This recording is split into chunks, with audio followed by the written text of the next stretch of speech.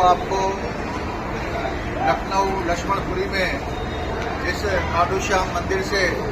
जय श्री राम जय श्री श्याम। परम सौभाग्य का विषय है कि इस लक्ष्मणपुरी में 1 जून से 9 जून तक लगातार 9 दिवसीय राम कथा का आयोजन किया जा रहा है और यह राम कथा को कहने के लिए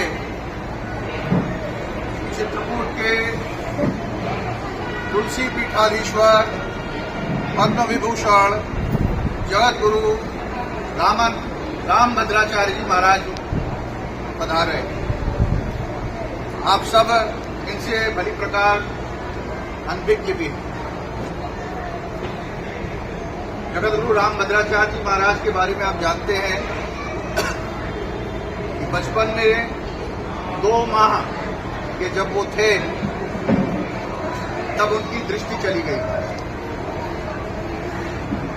तब से लेकर अब तक उनकी साधना, उनकी तपस्या और उनका अपना लेखन, पढ़ाई, शास्त्रों के प्रति रुचि, वेदों के प्रति रुचि, उन्होंने 250 से अधिक पुस्तकें लिखी जो एक विलक्षण प्रतिभा को बताती है, दर्शाती है। पूज्य महाराज श्री का लखनऊ में आगमन अयोध्या स्थित दिव्य भव्य रामलला के मंदिर निर्माण के बाद प्रथम बार हो रहा है, जहां पूरे विश्व के लोग और 140 करोड़ भारतीयों के बीच में सब लोग इस बात से जानते हैं, उनकी जानकारी में है कि सुप्रीम कोर्ट, उच्चतम न्यायालय जब राम जन्मभूमि का निर्णय देने वाला था तो उस समय गवाही के लिए जगत गुरु रामभद्राचार्य जी महाराज को बुलाया गया और जगत गुरु रामभद्राचार्य जी महाराज ने जब गवाही के लिए उपस्थिति अपनी दर्ज की तो माननीय न्यायाधीश महोदय का सिर्फ एक प्रश्न था, क्या प्रमाण है, कैसे सिद्ध हो सकता है भगवान राम का जन्म इसी स्थल पर हुआ था। और इसका उत्तर निर्भीक होकर जगत गुरु ने उस दिन सुप्रीम कोर्ट में, उच्चतम न्यायालय में दिया था।